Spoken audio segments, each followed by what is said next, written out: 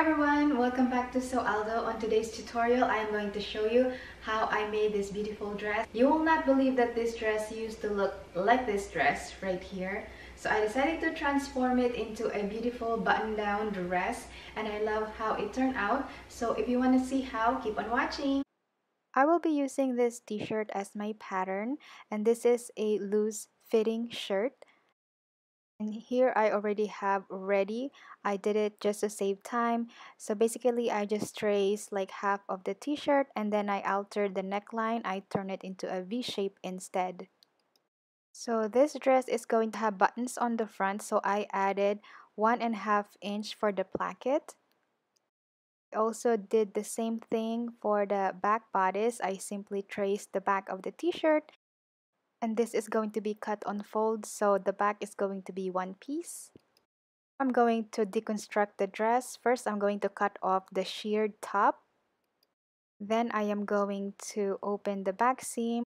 Now I'm going to place the pattern on the wrong side of the fabric, and I'm simply going to extend the waistline all the way down to the hemline.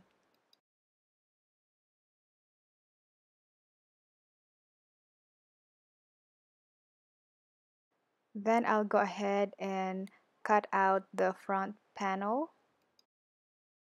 It should look something like this, and I'm going to be using this as my template for the other panel.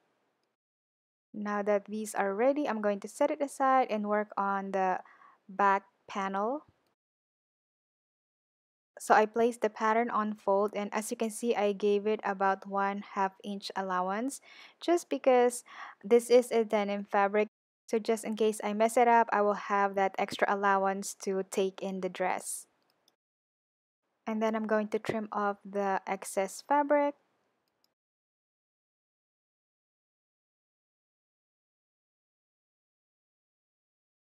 Now the back bodice should look something like this.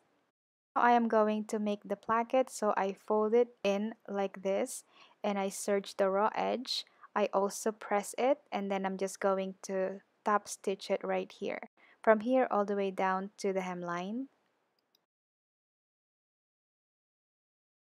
Now it's time to join the shoulder seams and the side seams. Be sure that the right sides of the fabrics are facing each other.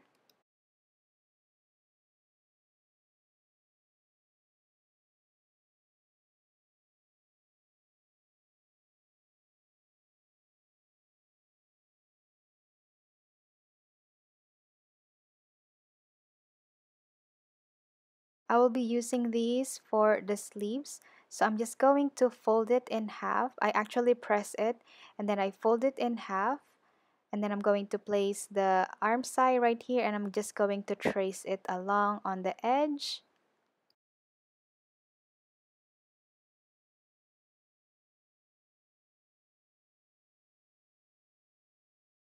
I added about 1/2 inch seam allowance.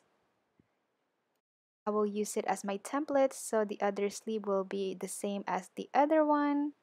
I base stitch the center fold of the sleeve so I can easily ease it in the armholes.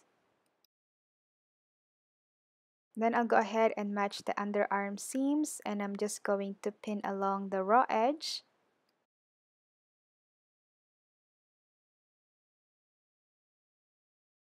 And then I am going to sew it all the way around. Now it should look something like this. Now it's time to finish the neckline. I will be using this twill tape that's about 1/2 inch wide. So I'm just going to pin it on the right side of the fabric.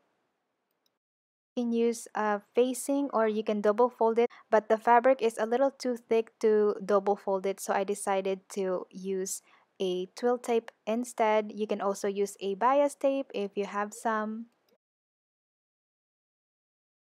So after I understitch the twill tape, I am going to fold it under.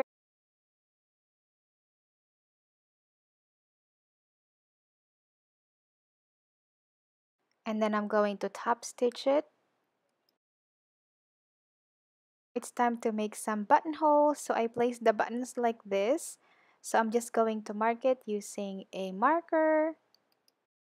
I have a separate tutorial on how to use a buttonhole foot. So if you want to see that, I'm going to have the link in the description box below. Now I'm going to sew the buttons. I looped it a few times and then secured it at the back. After that, I finished the hemlines and I also made a belt from the remaining fabrics. This is the before and this is the after. I really love how it turned out. I thought it looked super cute.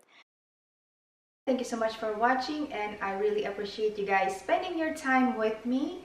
If you enjoyed it, don't forget to give it a thumbs up and don't forget to subscribe to my channel if you haven't already. If you want to see more of my sewing projects, I'm going to have all the playlists right here so you can go ahead and check them out. Don't forget to hit the notification so you will get notified whenever I post a new one. I will see you in the next episode. Bye!